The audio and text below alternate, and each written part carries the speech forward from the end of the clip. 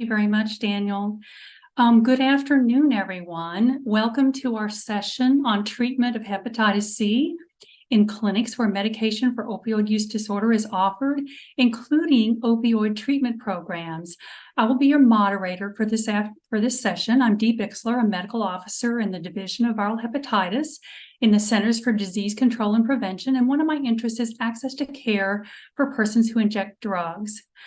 Our co-moderator for this session is Daniel Raymond. Daniel is a longtime advocate for the welfare of people who use drugs and has spent decades working with harm reduction organizations. He is currently the Director of Policy at the National Viral Hepatitis Roundtable, which is one of the co-sponsors for today's event. Before I introduce our speakers, I want to encourage you as you listen to put your questions in the Q&A box. We will address your questions during the discussion portion of our session. So, in the simplest possible terms, patients undergoing medical treatment for opioid use disorder have a very high prevalence of hepatitis C, up to 40% in some studies. Treatment with direct-acting antiviral agents offers these patients almost certain cure. Cure prevents hepatitis C complications such as cirrhosis, liver failure, and death.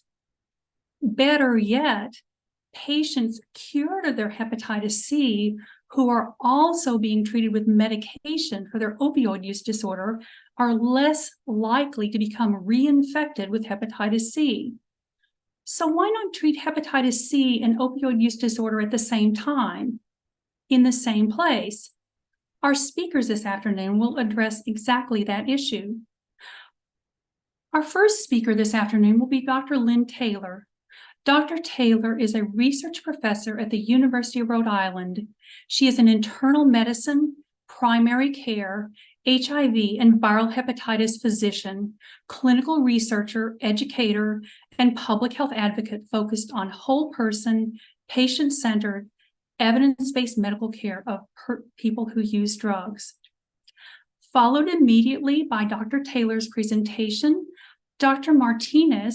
Anthony Martinez will also present. Dr. Martinez is an associate professor of medicine at the University of Buffalo in New York. His clinic, La Bodega, has been recognized nationally and internationally as a novel, co-localized model for managing viral hepatitis and addiction disorders. And our final speaker will be Dr. Yngvild Olsen. Dr. Olsen is Director for the Center for Substance Abuse Treatment at the Substance Abuse and Mental Health Services Administration. In addition to her federal service, Dr. Olsen has extensive experience working in clinical addiction medicine, public health, and behavioral health agencies in Baltimore and Maryland. I would like to thank our presenters in advance for generously agreeing to share their knowledge, expertise, and wisdom with all of us this afternoon. Dr. Taylor, please go ahead and start your presentation. Okay, I'm going to share my screen.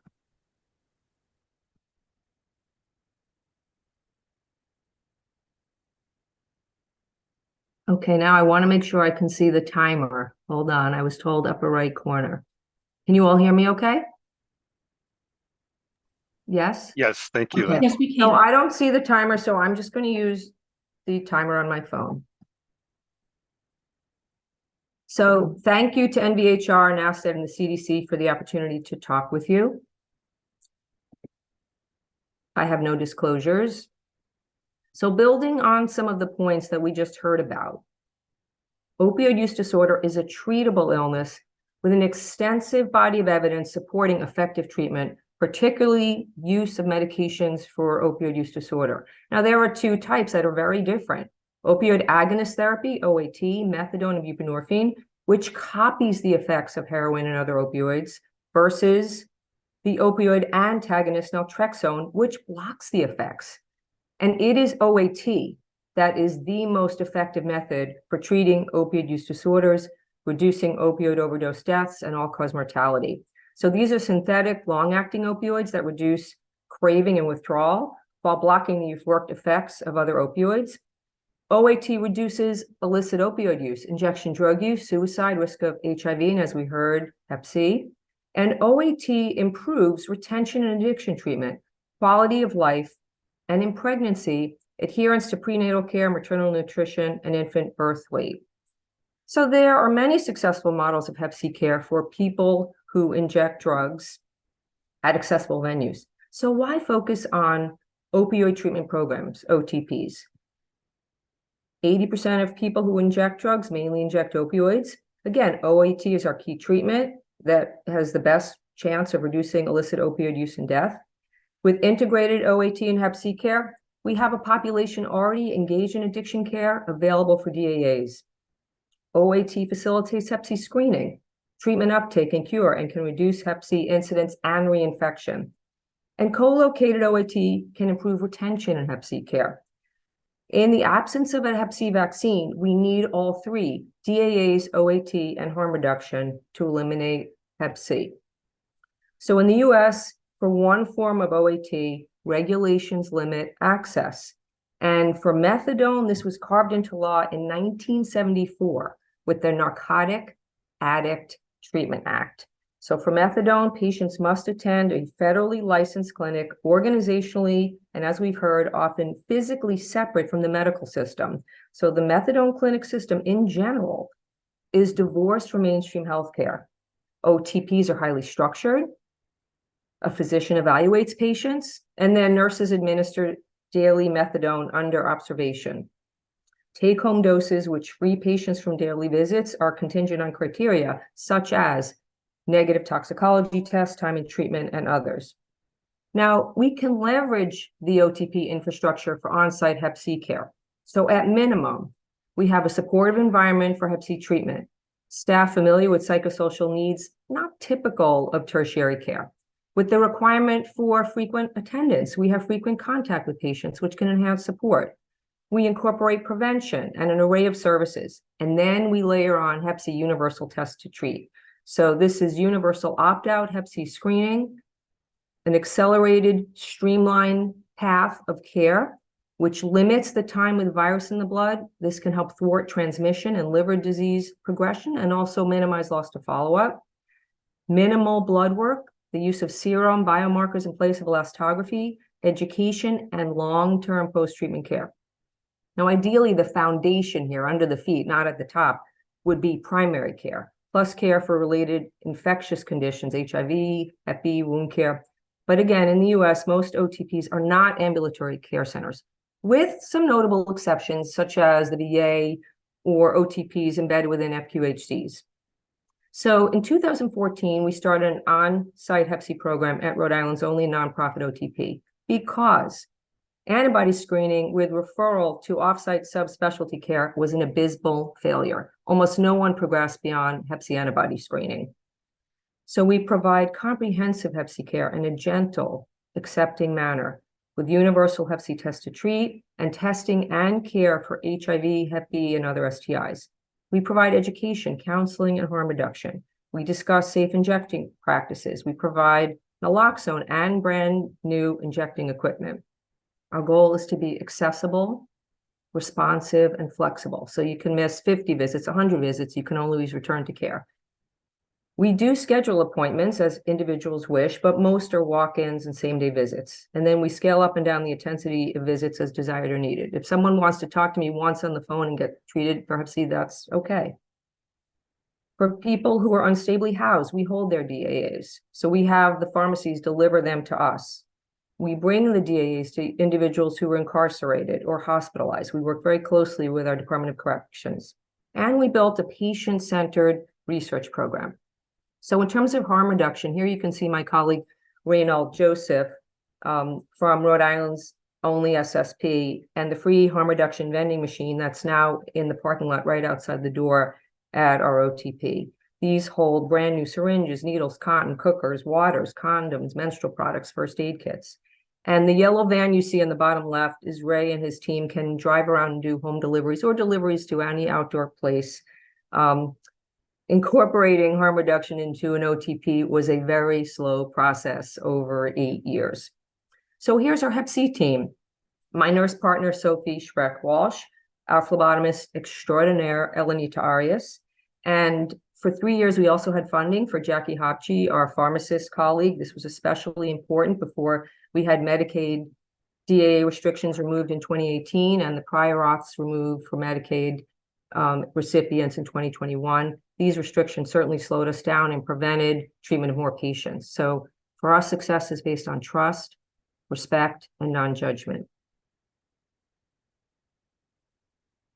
So here's our streamlined test to treat pathway. When people enter the OTP, there's one blood draw. It's universal. People can opt out. They can opt out of all of it, or they can get just the test that they want. And then we offer annual and encourage testing for those who are uninfected.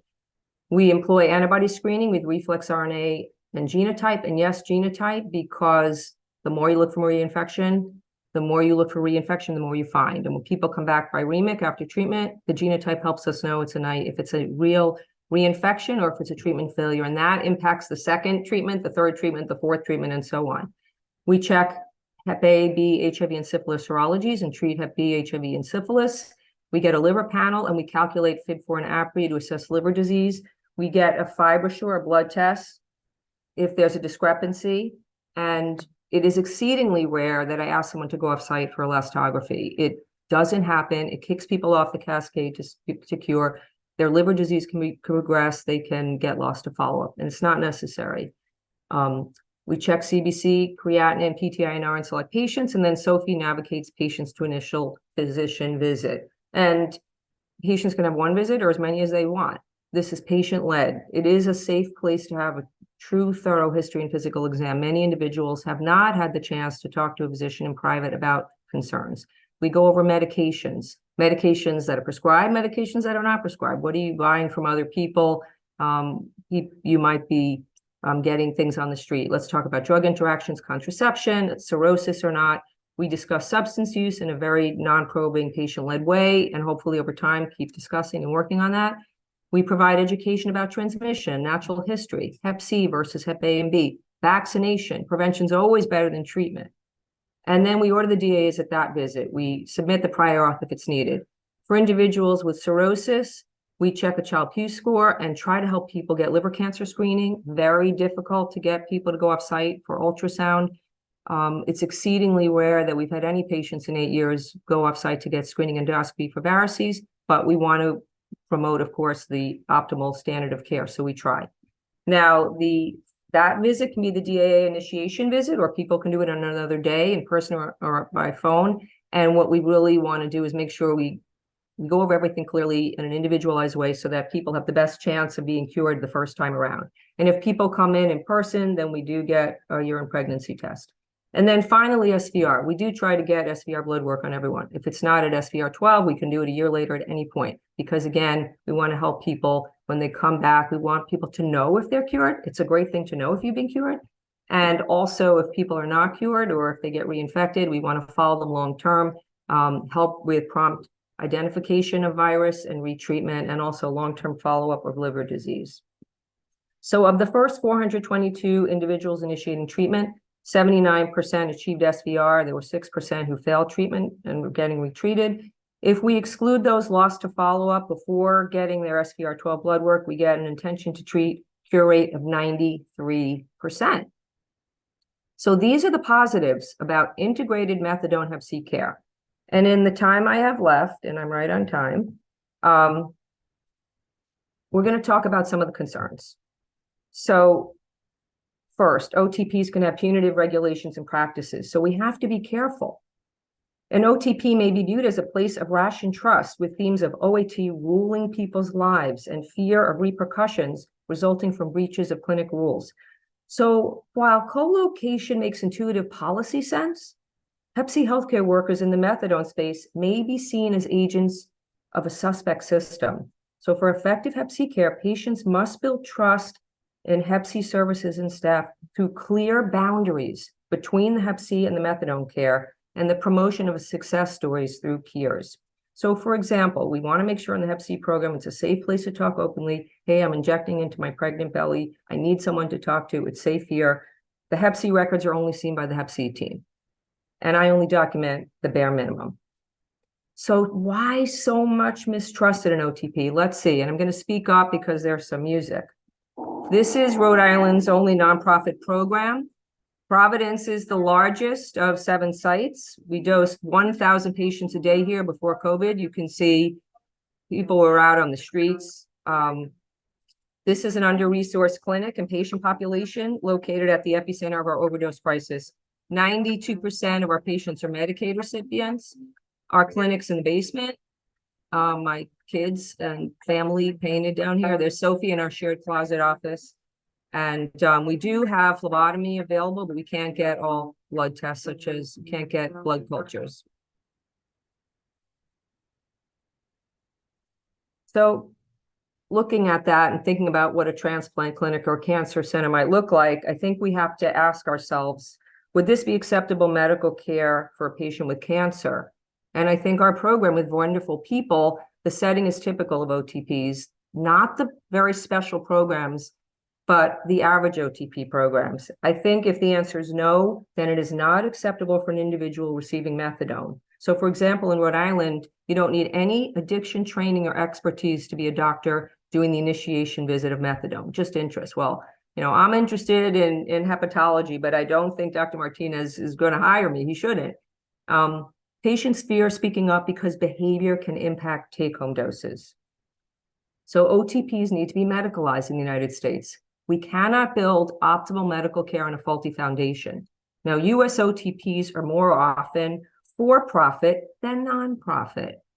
They were operated by only 3 different business organizations as of 2018, and they can be mills where patients contending with life-threatening medical issues are handed methadone in substandard environments without adequate medical care, without infection control. We had no infection control going into COVID, without evidence-based practices, without addiction expertise. A methadone patient is monitored more closely than a paroled murderer. This is according to an addiction medicine physician in New York. Patients describe accessing daily methadone as having to walk through broken glass. Now, nearly all states have restrictive OTP rules that are not evidence-based, that go beyond federal regulations, limiting care access, worsening patient experiencing, and reducing retention. And in fact, states with more OTP regulations have poor opioid-related outcomes, including increased fatalities. Now, there are roadmaps for next steps. So, for example, published last year, the Methadone Manifesto, Treatment Experiences and Policy Recommendations for Methadone Patient Activists. And suggestions include methadone regulations should be supported by current research, very reasonable. Regulations beyond the federal level should not be allowed. Policymakers and methadone programs should give patients decision-making roles in policy and program practice. So to conclude, what lessons have we learned regarding Hep C?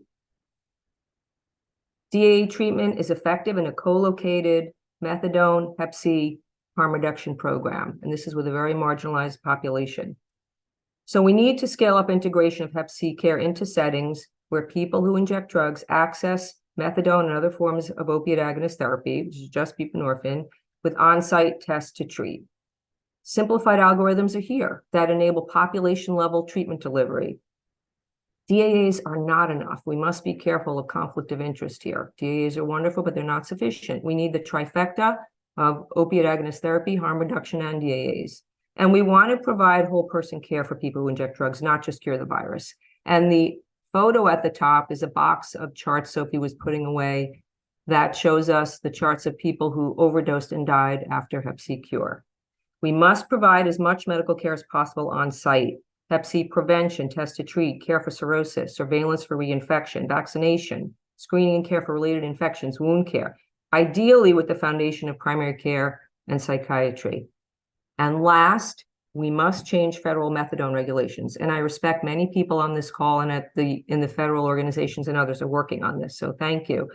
But limiting methadone dispensing to OTP separates methadone from the medical system and requires patients to visit an OTP daily for months or years before receiving take-home medication, unheard of with any other type of health problem. And because of the not in my backyard sentiment, this often requires people to make daily visits to areas that may be associated with public and open substance use, which can increase the risk of recurrent use. Right now, we can act to improve the quality of OTP services, which is only going to elevate our ability to provide and scale up the Hep C care on site. We can remove state rules that go beyond federal law. We can broaden access to evidence-based methadone and expand methadone availability across diverse settings. In many nations, physicians prescribe and pharmacists dispense methadone, and that's the way we're going to need to go. So we have a great opportunity here because there's a paucity of OTPs in the United States, and I have some references mapping this out. Some states, it was mentioned, I think it's West Virginia, don't have any. So let's build them right. Let's build them the right way. So thanks for your attention, and I look forward to our discussion.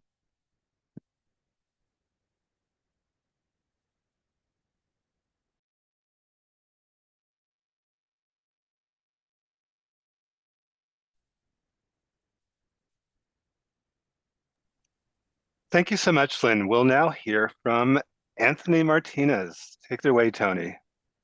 All right. Thank you all very much. Danny's using my government name. Nobody calls me that except my mom when she's mad. But thank you all very much for inviting me to join on here. Nice to see a lot of familiar faces and some new ones. I'm going to talk to you a little bit about our clinic up here, La Bodega, that was referenced to a little bit earlier. Look, anytime we're talking about elimination of any disease, it's got certain pillars, right? And specifically to Hep C, I always think about these pillars as screening, linkage to care, treatment initiation, and then, as Lynn really pointed out, harm reduction. That's the key fourth pillar for Hep C elimination, because harm reduction is really synonymous with infection prevention. But what the goal is really to hit 100% in each of those first three pillars, and then keep that fourth one real low.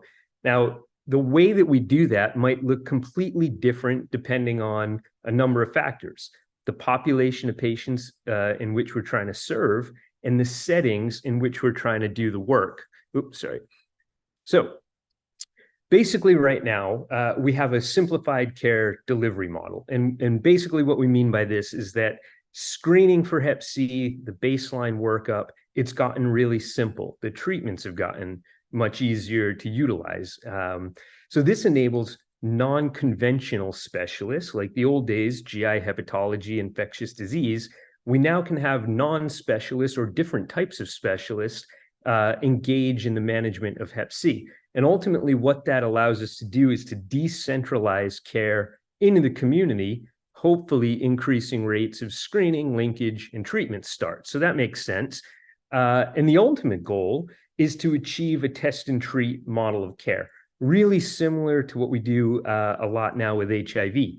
But to get to a test and treat model of care, we need a few things. So first of all, we need a point of care Hep C RNA tests. Now, these already exist, and we're utilizing them overseas. We're utilizing them in some other states under research settings, but we don't have this widely available yet.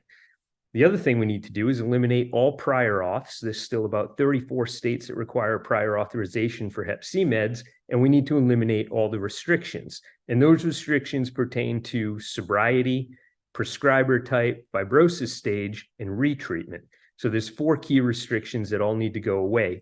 The next thing we need to do to get to a test and treat model of care is eliminate the designations of acute Hep C and chronic Hep C. Now, as a field in the hepatology space, we're really trying to move the nomenclature to viremic. So if you have a detectable viral load, period, that's it. You need treatment. No waiting to see if you're going to be acute or chronically or become chronically infected. And there has to be no limitations on retreatment. So these are some of the key things that we need to get to that test and treat model of care.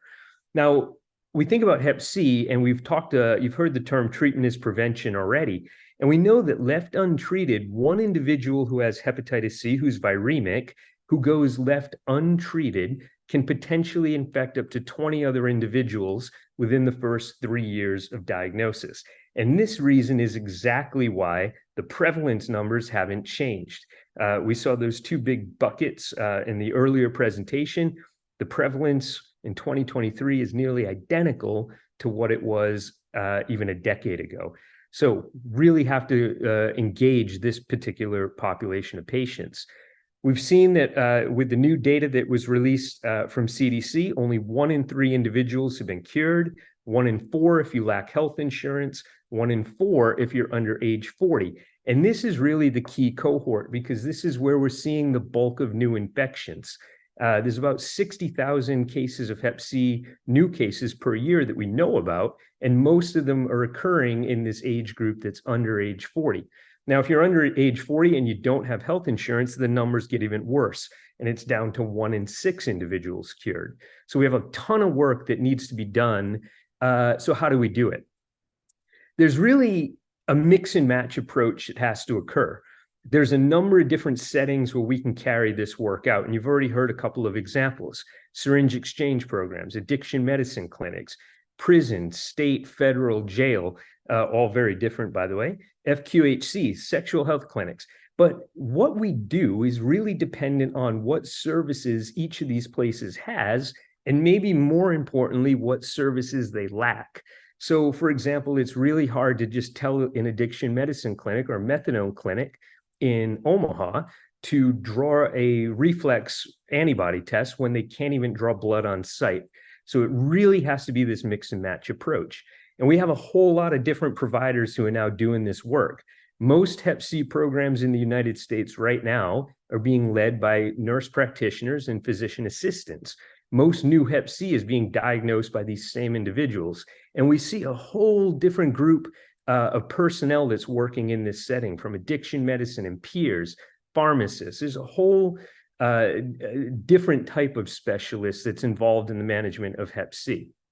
So there's really 3 kind of foundational models of care, right? There's conventional referral, and that works well enough if you have a lot of support. But the problem is always transportation, and navigating the system can be really difficult. This can be made easier with case managers, peer navigators, no doubt. We saw some of that from the Anchor trial. Telemedicine. Telemedicine's great. You can access people wherever they might be. You can provide specialty care in rural settings or other underserved settings. But one thing that I'll show you specific to our model was that it actually slowed the cascade down, and I'll explain what we mean. And then finally, co-localization. And Lynn started to talk a little bit about this during her presentation, and this is one-stop shopping. It makes things a lot easier for patients, and it streamlines care, it minimizes loss to follow-up, and it allows you the chance to provide wraparound services. So this is our clinic in Buffalo called La Bodega. It's a hospital-based clinic, and we get asked a lot, is it a hepatology clinic? Is it an addiction clinic? And the answer is, it's whatever the patients need it to be. So we've got a lot of patients that come in that need just conventional hepatology care, some that are just coming in for addiction services, but the majority of these patients, I'd say probably 85%, have some overlap of addiction disorder and liver disease, primarily hepatitis C. So you can see what the clinic space looks like. Personally, I think it's really kind of beautiful. But when patients get cured, we let them kind of graffiti the wall. Now we have them sign panels because the hospital gets mad when they write on the walls. But we have there's thousands of names that are actually covering the clinic. So what does this thing look like? What is this model? And it's really a modified rapid start, test and treat model of care. So for 20 years, we've asked the same questions. I've been doing this 21 years now. The same questions about where are the patients? How do we find the patients? And we know where the patients are. We know where these group of individuals accesses care.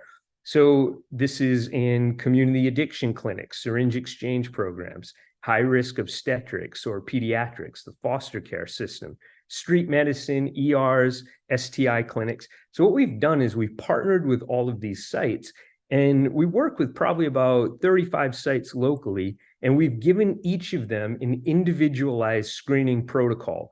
And it's individualized because, again, one size doesn't fit all. I can't tell you to order a reflex test if you can't draw blood. Maybe those sites are using a point-of-care antibody test, for example.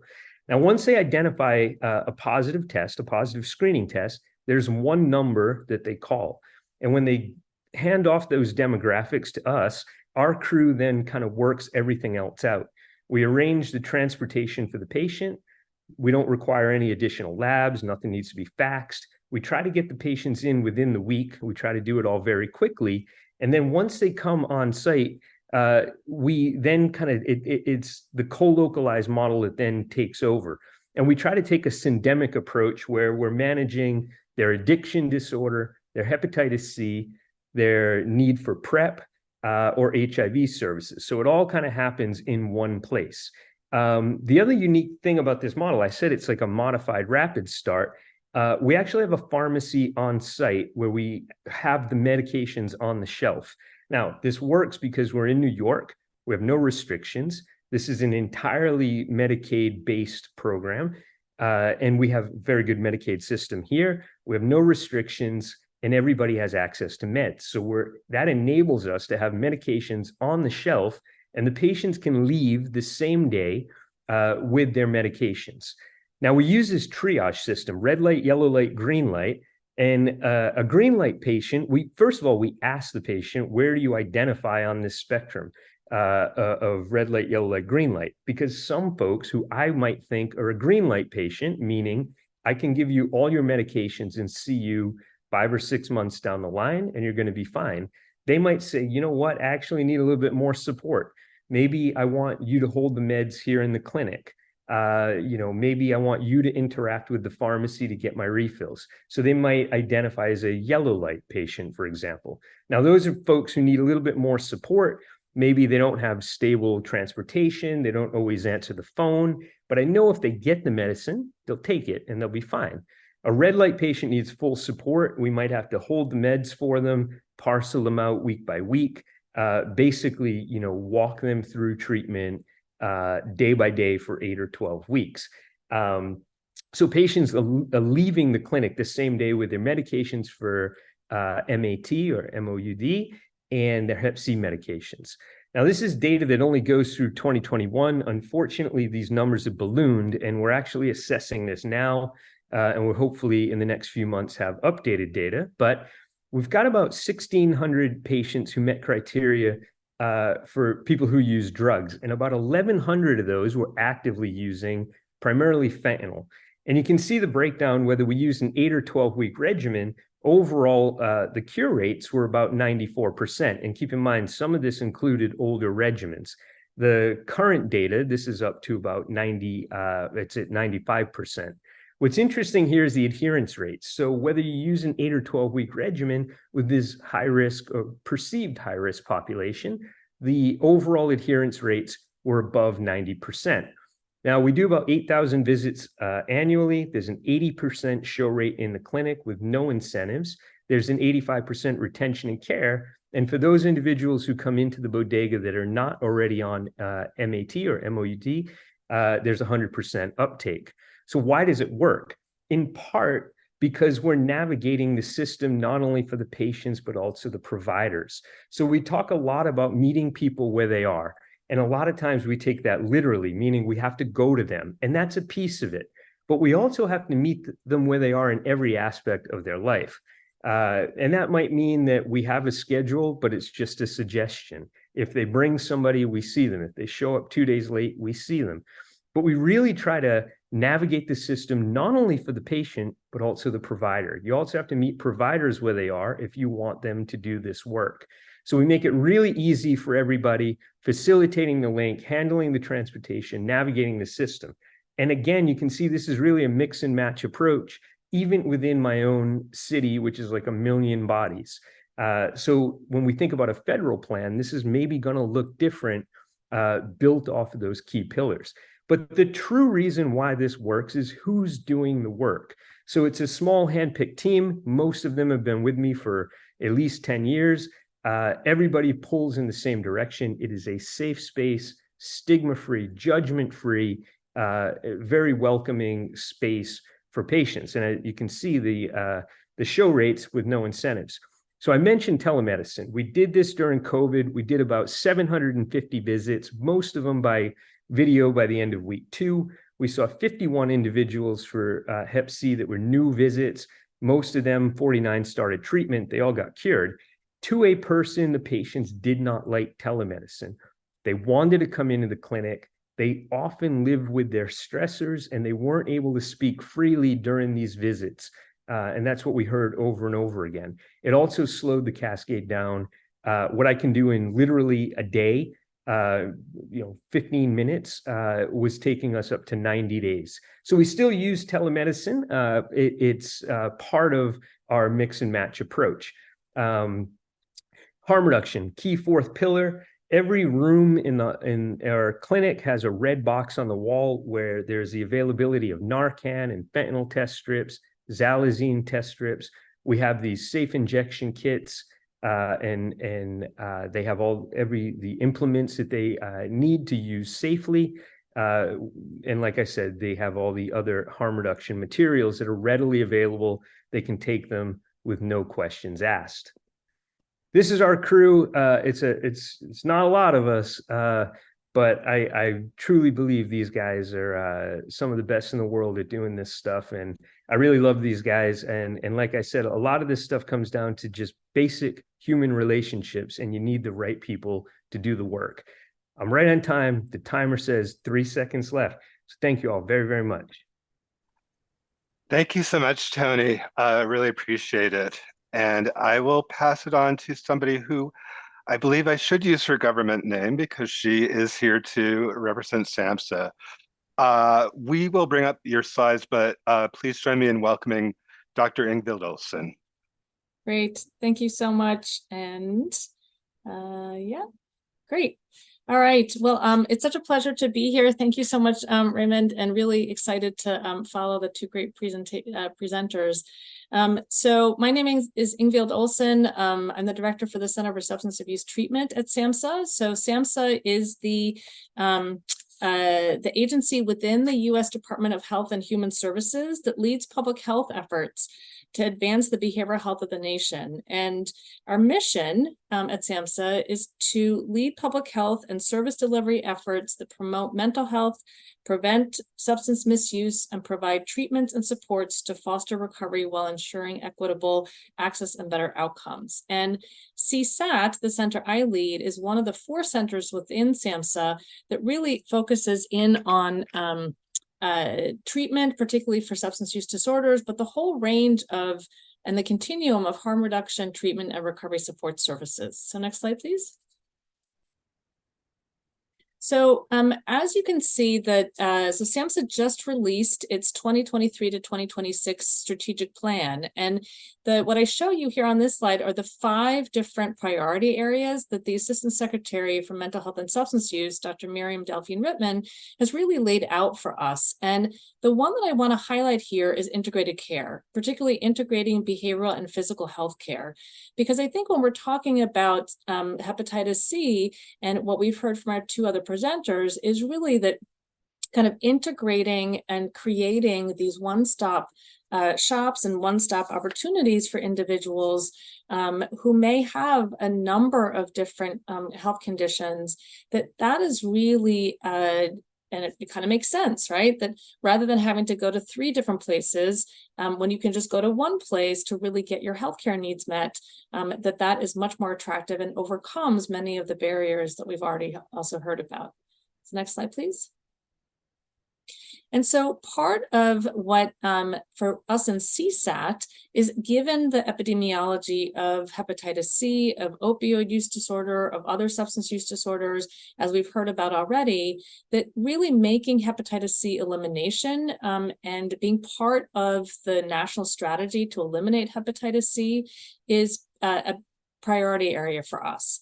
We have also coupled that with alcohol use disorder because, as we've heard, the vast majority of individuals now also have injecting drug use and hepatitis C, and that is kind of a driver for hepatitis C transmission. But I really want us to also not forget about alcohol use and alcohol use disorder as a complicating factor for individuals who may have hepatitis C as well as opiate use disorder.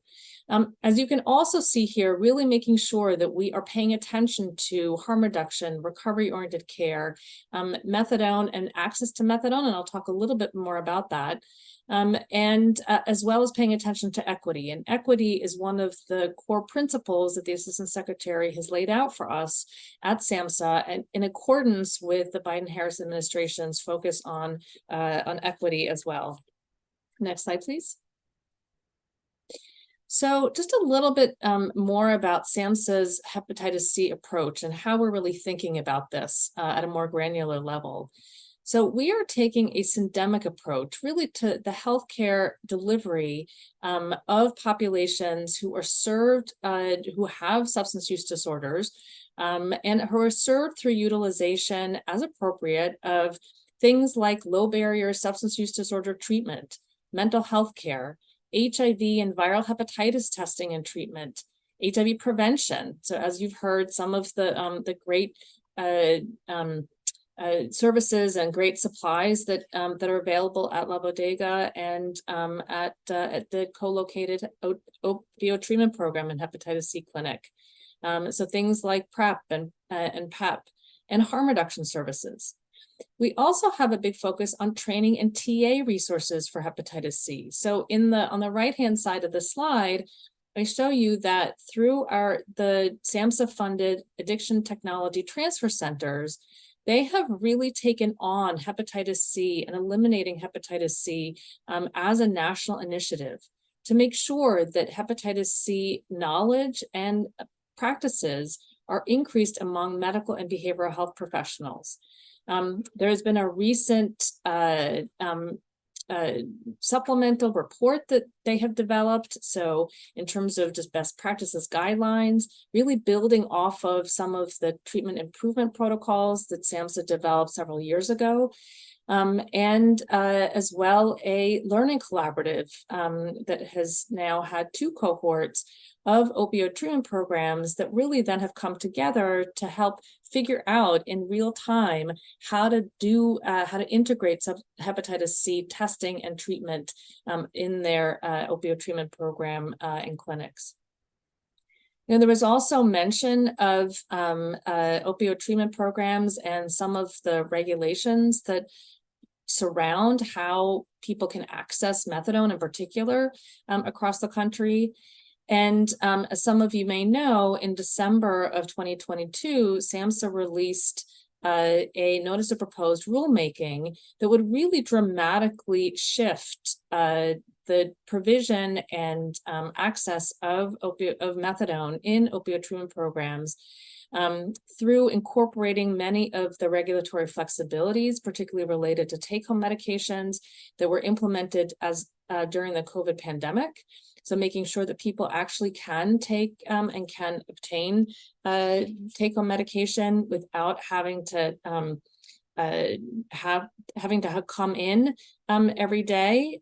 We know that many of those regulatory flexibilities proved to be safe and effective to help people continue in care, access care, as well as then increase retention and help them go about kind of all the recovery activities, as well as obtain other healthcare services that they really need in order to live self-directed lives and lives of health. Part of the proposal also included really encouraging harm reduction and recovery-oriented care within OTPs. So making sure that people have access to naloxone. So really making, we absolutely want to make sure that people aren't overdosing and dying after their hepatitis C has been cured, for example. So making sure that we really can provide naloxone, other opiate overdose reversal agents, fentanyl test strips in OTPs in conjunction with overdose education. Making sure that people understand what hepatitis C is, what HIV is, and including and encouraging integration of primary care services, OTP services.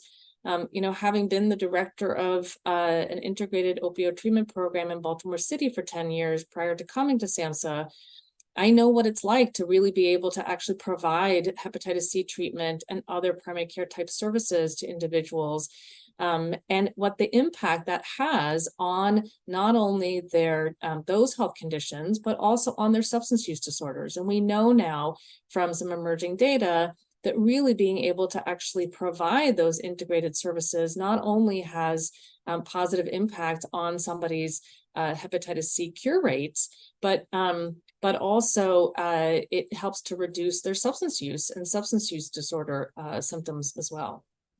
Next slide, please. Oh, next slide. Thank you. So, those are a few things that that SAMHSA has been working on and that CSAT has a particular role in. I did also just want to highlight some of the other programs that SAMHSA supports that also include allowable activities for hepatitis C testing and linkage to care. Particularly, I wanted to highlight a new program. It's a pilot program that we just launched this year that will fund up to 3 awards for what we're calling the Portable Clinical Care Pilot Project. It's funded through the Minority HIV and AIDS Fund, and really focusing on providing comprehensive services, including hepatitis C treatment, testing and treatment, HIV care, substance use disorder care, other medical care, case management, care coordination, particularly for unsheltered populations, and really making sure that we're paying attention not only to the medical needs of individuals, but also all the social determinants of health. This is a project that we are really excited about and hoping that it will serve as the foundation for additional awards to come. I also just wanted to highlight the Minority AIDS Initiative. So this is a longstanding program that SAMHSA and CSAT have been funding that really tries to integrate not only HIV testing and linkage to care and other related services, but also hepatitis C, and making sure that we are, again, taking that syndemic approach. This year, we have awarded 44 grants, including for tribes and tribal organizations, that really, again, hope to provide that comprehensive services, those comprehensive to meet all the needs of individuals who have not only substance use disorders, but also then are either at high risk for or living with HIV, as well as with hepatitis C. And then thirdly, I want to just point out another longstanding program for SAMHSA and CSAT, the Medication Assisted Treatment, Prescription Drug and Opioid Addiction Program, or MAPPDO as we fondly call it. This also provides access to medications for opioid use disorder, other services, including hepatitis C testing and linkage to care, and something that we've really tried to infuse into as many of our grant programs as possible. Next slide, please. And so just to kind of look ahead a little bit, we are anticipating funding additional Minority AIDS Initiative grants in fiscal year 2024, an additional 21 grants. And we have, I think, also with us from SAMHSA on the line today, Kristen Roja, who is the HIV advisor for SAMHSA, who participates in the Presidential Advisory Council on HIV and AIDS. And they have an upcoming meeting in Charleston, West Virginia. I know West Virginia was mentioned. West Virginia does have 9 or so OTPs. Wyoming is the state that doesn't have any OTPs at the moment, and have not had any since their initiation. But this PACHA meeting in Charleston, West Virginia will really be focusing on the HIV epidemic in Appalachia in particular, but including that syndemic of HIV, viral hepatitis, substance use disorders, and mental illness. I just also finally wanted to identify and highlight the Certified Community Behavioral Health Clinics. This is a significant effort and a significant model grant program, as well as a Medicaid demonstration program that now numbers over 500 across the country. And just in their recently released revised criteria and requirements earlier this year, SAMHSA included hepatitis C testing and linkage to care as one of the criteria for what really needs to happen and the type of services that people need to be able to obtain and providers provide in certified community in CCBHCs as they're known. Next slide, please. So with that, I will say just thank you so much for including us and including SAMHSA in this really important conference and meeting, and really look forward to taking some questions and chatting some more with the fellow panelists.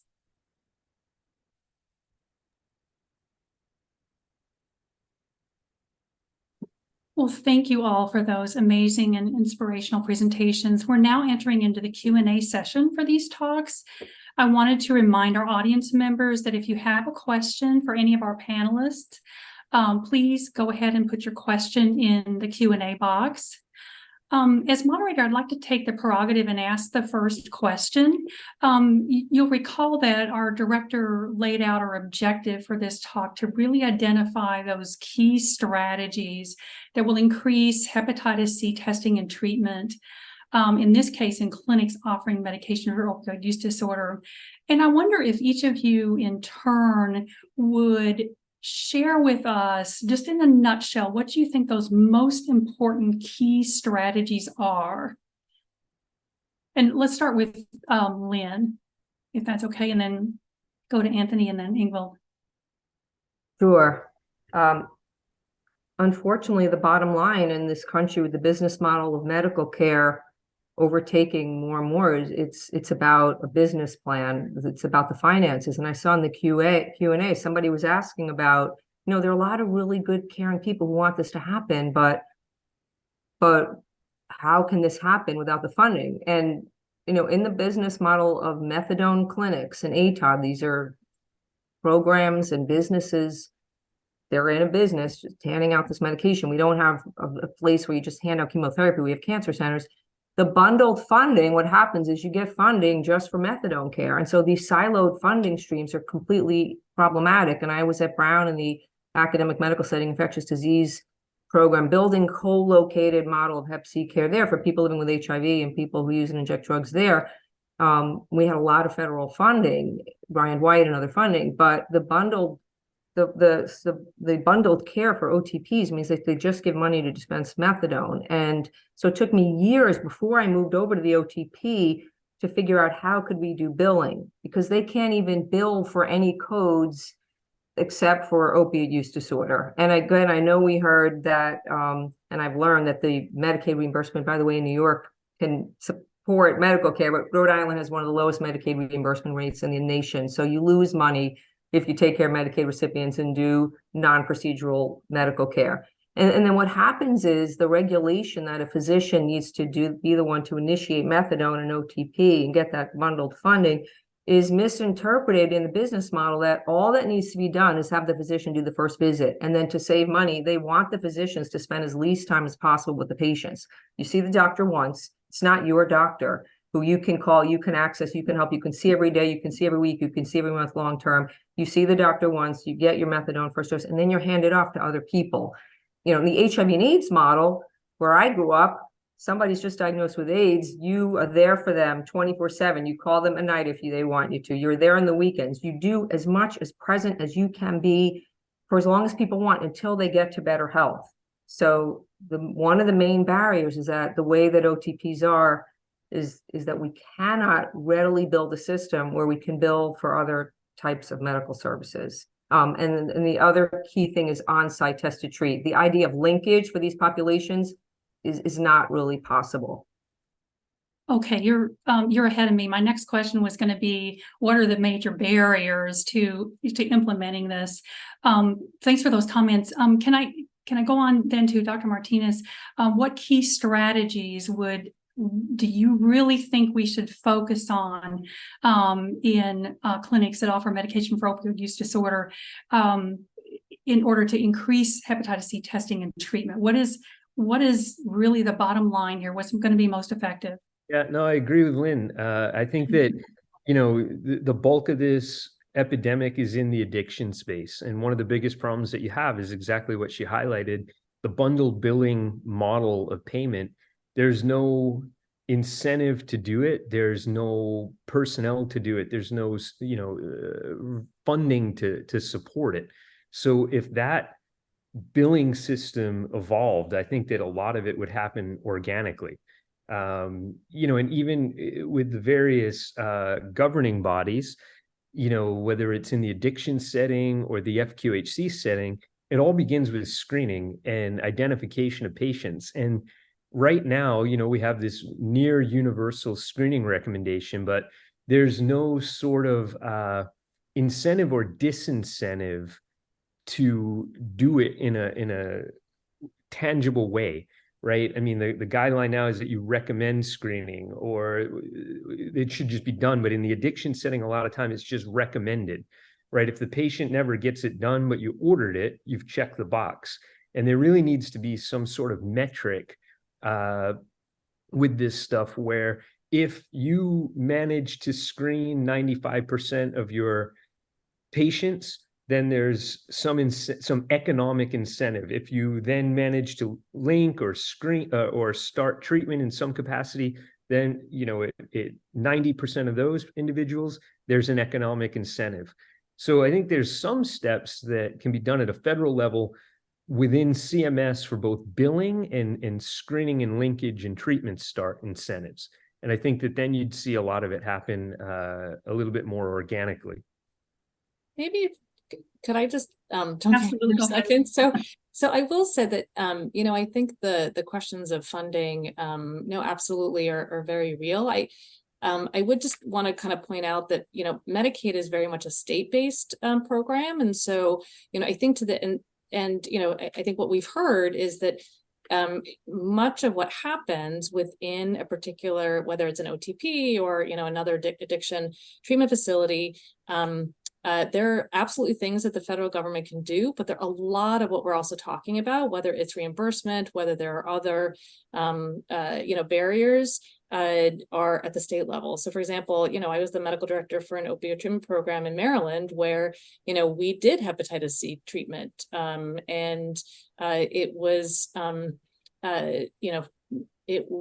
it was through kind of partnerships with an academic medical institution. We also had there was a behavioral health home model through Medicaid that the state had adopted, which allowed us to then actually hire a nurse care manager that did a lot of the care coordination and paperwork, even for prior authorizations, et cetera. And so Missouri has that state that behavioral health home model. I believe Rhode Island also might have had it as well. But so I guess I don't know that I want to leave people with the impression that kind of it's only at the federal level that change needs to happen. It really is also then much of this is at the state level.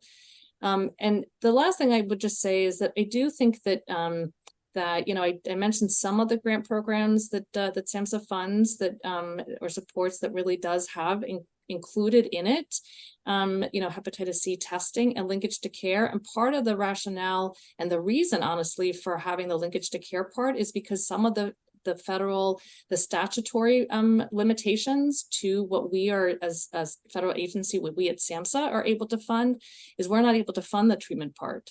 And so I think the other piece of this is, kind of understanding that, where the limitations are, that also may be part of what is kind of limiting whether there are federal or state regulatory authorities that or statutory authorities that also then are part of the barrier. And I, as a federal employee, I can't advocate the way perhaps kind of I used to, but that is, there certainly are other people who can actually advocate for changes, whether it's at the federal or at the state level. Yeah, thank you. Just one other positive thing that others, I think Dr. Martinez touched upon in a positive direction. There are many people participating in this call who have moved things along to get us to be able to eliminate phlebotomy.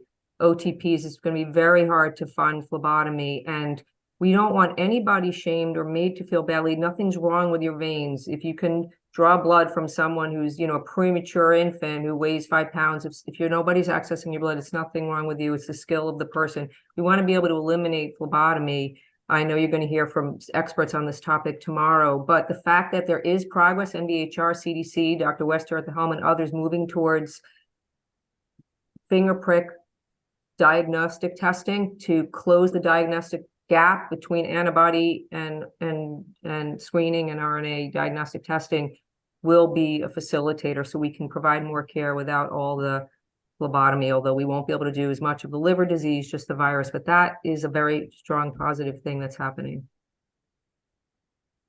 Yeah, thank you. Daniel, do you have questions in the chat that you want to bring out? Boy, are we getting questions. Lots of great questions. I think this has sparked a lot of excitement and passion, but also a lot of challenges. I want to start by seeing if my longtime colleague, Colleen Flanagan from New York State Health Department, wanted to come off mute and ask a question.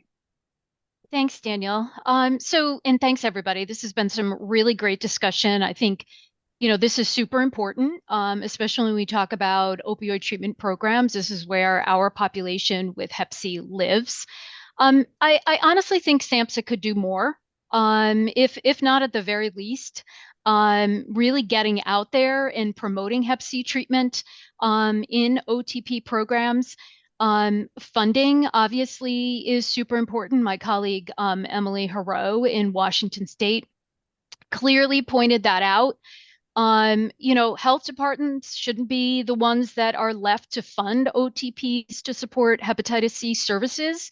You mentioned testing. Lynn has brought up the challenge around phlebotomy. Some of the OTPs don't even have the capacity to do phlebotomy. The other thing is the CCBHC model, which is something that we've investigated here in New York State as a way to try to increase hepatitis C services within OTPs, doesn't really work, and it falls short. I know that the new criteria does highlight HIV and hepatitis testing, but it also gives the behavioral health program the out to refer those services out. They have to partner with an FQHC, and so those services are not necessarily offered on site. I'll also give you another challenge with the CCBHC model here in New York State. I understand that they get an enhanced rate because they are a CCBHC model, and if they are an OTP as well, they cannot bill for any other services under that OTP if they are getting that reimbursement through the CCBHC model. And so we have an opioid treatment program that we are funding for nurse care coordination to provide Hep C treatment on site. That nurse is also to provide hepatitis A and B vaccine, but unfortunately the OTP cannot afford the vaccine because they cannot bill for the vaccine under the CCBHC model. So even though it may look good, and I think it does do some good work, the CCBHC model, it definitely falls short as it relates to hepatitis C and hepatitis C services. I think if SAMHSA could get out there and promote hepatitis C treatment in OTP so that it's not left to the state health departments and the viral hepatitis coordinators within the states, that would be super helpful. And so I encourage you to do that, working with your state offices on addiction services so that we can partner with you to help with technical assistance and capacity building. Thank you. Great. And just maybe say thank you so much for that. I absolutely appreciate that, partnerships and collaborations and, kind of doing this. It's not it's not a you or them or, kind of us or them.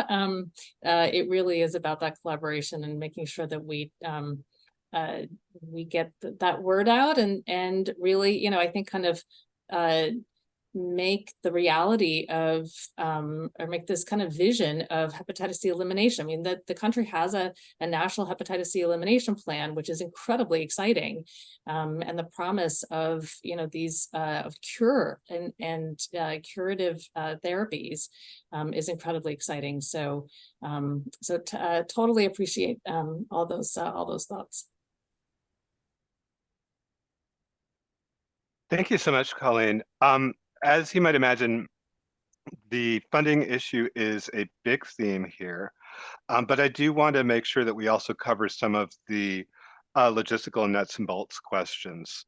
So for example, I saw a question earlier from Lindsay Lee Desert. How do you keep patients engaged long enough for a genotype lab to result? The length of result and cost of lab are prohibitive for our clinic. And I wanted to kind of pair that with a question from Carol Bailey. We have some difficulty in getting patients to come back for the SVR at the 12-week appointment. Any suggestions that might help us? We are in a rural county in Southern Ohio. And Lynn, Tony, I'm sure that you have some thoughts about the role of genotype testing, of SVR12 testing. Anything you'd like to offer? Yeah, I think that the genotype, Lynn talked a little bit about the getting it where it can help you, especially in this high-risk group, if you do need to retreat somewhere down the line. We actually use a reflex test. It's the viral load reflexes to the genotype automatically. But again, that's in that hospital-based clinic. I wouldn't let waiting for the genotype result hold you back from initiating treatment. If you have a positive viral load and you have, pretty sufficient history, you can get started on treatment. If you never got the genotype, you never got it. It's in the new guidelines, you don't actually need it. As far as SVR12, this is a challenge for clinics across the country. It's one of the number one things that we hear about. One, if you do co-localize, it makes it easier. Two, if you're providing those other concomitant services like MAT, it makes it easier. All of that said, stay tuned, because I think that this is soon going to change. We're looking at data right now, utilizing SVR4 is a surrogate for SVR12. It's still a little bit of a ways away, but this is kind of one of the last frontiers of Hep C research that we're really interested in, to see if we can shorten that patient journey and also make it a lot easier for the places that are trying to do this work. So stay tuned, not quite there yet. Thanks, Tony. Lynn? So appreciate the question. So I agree with Dr. Martinez. I would not start treatment waiting for genotype, but I think we're naive when we understand about Hep C transmission in this nation. A very large proportion of people that we're seeing are injecting drugs and at risk of reinfection. And so we want to be really caring about the fact that that just treating once and patting ourselves on the back is not enough. And the idea is to upfront and work with people. Yeah, this is a quick thing. You want to come in today, we're talking once for 5 minutes and you want your DAs, great. But we're always here for you for anything, other things. Come back over time so we can help you over time to slowly work with people on a longer term view. Because again, the more you look, the more there's reinfection. So we don't have to, we do the reflex, everything with one blood draw, antibody to RNA to genotype, but we don't, I agree with Dr. Martinez, we start treatment prior to getting the genotype. We start right away. Now here's the exception. If someone has cirrhosis and they could have genotype 3, there are some nuances. We want to choose a medication that we just have to be a little bit careful with some patients with cirrhosis or complicated liver disease, that there's a certain medicine you wouldn't choose if you don't know the genotype, and talking to patients about that. We've also worked with our labs around the state. We've asked our health department to help us, but work with the labs to make sure they can no isolated antibody screening anymore in the state. It's something for the state leaders at your health departments, no isolated antibody screening in any labs. It should go to RNA and genotype. And we've been able to work with some of the labs about reducing the pricing and the cost to patient and Medicaid and the insurers. In terms of SVR, it's again, and I agree with Dr. Martinez's point, that we try to let patients know how good it's going to be to know if you're cured or not.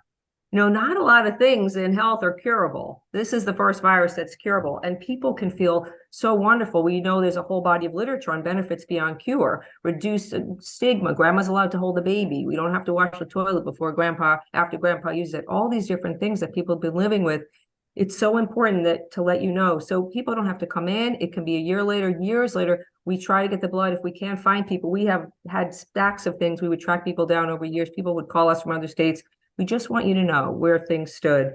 And that can be a springboard. The SVR visit, we try to help people know, Diplomas. We give out all kinds of diplomas. They don't have to say Hep C. They don't have to have anybody's name on it, but often it's a first certificate. People have a choice of what they want. Something that's been achieved for people struggling who might be unstably housed and struggling with polysubstance addiction. Here's something that you've achieved. And what is the springboard? The cure visit, if you come back, what is the next thing? Wow, now that we heard Dr. Olsen talk about alcohol, people say, now that I've been cured of my Hep C, wow, something good can happen. I didn't think it was worth working on my alcohol, but now let's work on that. So talking to people over time about making the SVR visit something where, what can we help you with next? There's a whole menu of things, what might be there for you, but always leaving the door open for years later, getting your blood checked. No one should feel bad. It's so hard for people to come and make it back. It would be great, again, if we could even have home point of care viral load testing, so people could do it on their own. That's another important goal. Thanks, Lynn. I'll just my colleague Adrian put a resource in the chat that everybody should be able to have access to about the role of genotype testing in the context of access to treatment. And I did want to flag people may want to check out the Q&A box. Chris Rolick from Indiana talked about a model that they're using between HCV Care coordinators, dry blood spot testing, and incentives to improve those rates. Tony, I had a question for you from Ron Baldessari, who asks, were the hospital administrators always supportive of having the bodega on site, or did you have to take steps to convince them, whether that's providing information about incentives, community needs, financial benefits to support your efforts? Yeah, that's a great question. I don't know that I've ever been asked that in all the years of doing it, but it's funny, you know, we kind of always knew what we wanted to do in there, and we built it off of sort of conventional hepatology. And I had the vision of what I was going to do with it and merging the addiction piece in. And I think that one thing that we did that was actually really kind of smart was you have to know your value. And we really spent a lot of time to track sort of downstream revenue so that we could demonstrate that, look, even though, you know, certain economics that administration might look at, there's all this other piece of it. And I think that that went actually a long way when we were able to show that. And that becomes particularly important where if you want to hire, for example, a peer navigator. So if you can demonstrate that the navigator reduces your no-show rate and subsequently increases your clinical volume, and that results in more, you know, people going to the lab and people getting scans or 340B revenue, and you can track that, then it makes a lot of sense, because it's hard to just go and ask for resources without sort of showing the economic model. I mean, unfortunately, in a lot of the industry right now, I mean, this is just how it works. You have to be able to demonstrate sustainability and economic sustainability. So all of that said, we were very, very lucky that we're in an institution that's been hugely supportive of what we're trying to do and this work. So we've never really been held back, but from being able to do it. But I think we've tried to take some measures to demonstrate why it works. Great, thank you. Returning to the theme of financing, and I think in particular, if there's a broader support to increase the financial or billing capacity of OTP providers, I want to invite Dr. Wester to come off mute to pose your question. Oh, sure. Thank you for the terrific presentations and the work you're doing.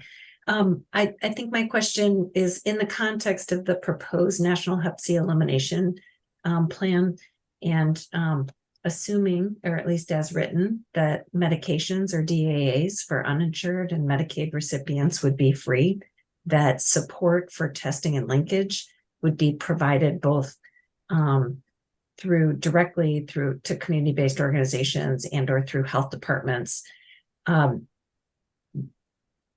What are the additional barriers that you're seeing? Like, for example, is the barrier for the reimbursement for the provider's time going to be a major issue? We're obviously focusing on technical assistance with much of this convening too, which is, boy, it's really working amazingly in some settings. So how do we scale that up into other settings? But from a fiscal perspective, other than the meds and the testing and the linkage, what are those policy disconnects about reimbursement? And I think you referred to it in the bundled services, but I want to make sure we're just not missing it. Thank you. I think it's an important question. I mean, as it stands now, the federal elimination plan is honestly more of a drug acquisition plan. You know, there's three components to it. One is fast tracking point of care tests. One is drug acquisition, which is the bulk of the $13 billion or $12.5 billion. And then there's money to build out the infrastructure. But what's not really clear as yet is, what does that infrastructure actually look like? You all, you know, the barriers are not a secret. The barriers have been the same for 20 years. And I don't know that this plan yet, at least from what we've seen, fully addresses how to overcome those barriers, right? It's highly focused on the third step of the cascade, which is the meds. And it really, the focus has to really lie on those first few steps, right? You have to crawl before you can run. Even if we develop a point of care test, that's great. That's going to go a long way toward destigmatization and inability to draw blood, et cetera, et cetera. How are you going to deploy those tests? In the areas where they're most needed, who's going to pay for the machines to utilize those tests, the cartridges, the training, the stuff that's involved in actually utilizing those tests? So those are things that need to be built into that infrastructure plan, and those dollars have to account for. You know, how are the patients going to be linked? How are clinics going to be able to build? Who's going to reimburse is there federal dollars for an FTE for a rural methadone clinic to provide these services to patients, right? Is there going to be money for the phlebotomist to go there to do the screening, to then facilitate the linkage? Is there going to be money to support telemedicine infrastructure, to link collaborations between providers and these clinics? All of these are unanswered questions right now. So if I could respond, Dr. Wester, for a few things. I think as an HIV doc, to me, the linkage to care model comes from HIV because of Ryan White. If our nation could somehow give us Ryan White for Hep C or Ryan White for opioid use disorder, the opioid crisis, or people who use or reject drugs, that would work. But without it, we're never going to have the resources at the population level to have linkage to care be the mantra. It's going to have to be more co-located care on site where people can access care. You'll never have the money and the resources for all that navigation that exists because of Ryan White. And navigate to where? Even when our health department has done a great job with navigators, nobody makes it anywhere. Who has the catcher's mitt? Where are you navigating to? Traditional Hep C care centers, where you get an appointment, maybe if you're lucky 3 months from now. Nobody calls you to remind you, you don't have a phone, you're not home, you don't know, you missed your appointment. Nobody calls you back to reschedule that appointment. It's a traditional health center. Then maybe you call back, you get an appointment in 3 months. That first visit, they talk to you, you see someone, they get blood, then they schedule a follow-up in 3 months. This whole protracted timeline. When you're not going to a place where people are ready and having a culturally responsive environment like Dr. Martinez and like ours with Sophie and Alanita and Jackie, where we said, we're ready to help you right here as you are. The model where I've talked to so many internal medicine and ID docs around the nation who've stopped doing Hep C care because they were told your no-show rate's so high for this is the population navigating traditional health centers. You're not allowed to do walk-ins and same-day visits. So you can't meet your relative value units doing Hep C.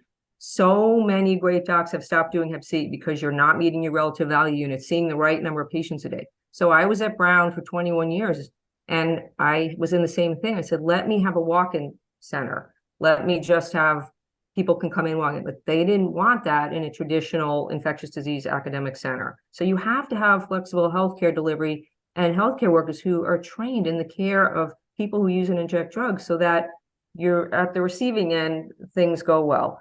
Malpractice. Somebody said something in the chat about malpractice.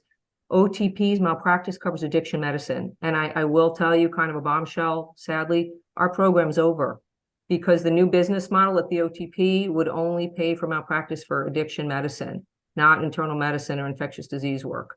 So, and one policy for all 10 people. So basically no coverage. It was a money saving or money making approach. So you have to have at OTPs and things malpractice for the healthcare workers to do the work. And in the OTP model, they're not going to want to pay for that. That's why our program ended. We heard about telehealth. I'll tell you, in contrast to Dr. Martinez's situation, I've never done one video form of telehealth. Not one patient ever has made it to video.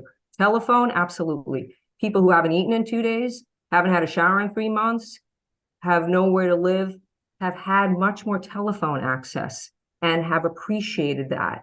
That is really important, that we can continue to have telephonic healthcare. That is a structural system level necessity, because many people who cannot make it through the gamut of navigating to these traditional health centers, where you can't just walk in and say, help me right this second. That's what people need.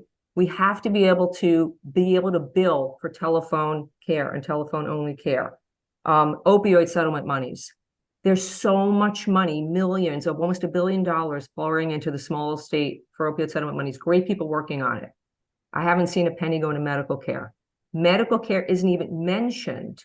Medical care. We need nationally and at the state level, and all help each other, say that opioid settlement monies, there's a lot of that needs to go towards funding some of this. This is a medical piece. Harm reduction, absolutely. Peer support, absolutely. But people come in with abscesses. They're going to have blood infections, cardiac issues, and die from sepsis. We need medical care. So getting some help with opioid settlement monies, being able to be earmarked for this type of medical care is really important. And finally, primary care. I'm really excited about the Federally Qualified Health Center presentation. I have a lot to learn, but I will say that primary care, internal medicine, family medicine doctors are retiring early. And even though the buprenorphine, I had the X waiver in 2005, it's great that it's been removed. If you're being told as a primary care physician, PA or MP, you have to see patients every 15 minutes, you're not going to be able to just add on Hep C and buprenorphine. We have to get some relief from this spinning, seeing patients every 15 minutes in this model.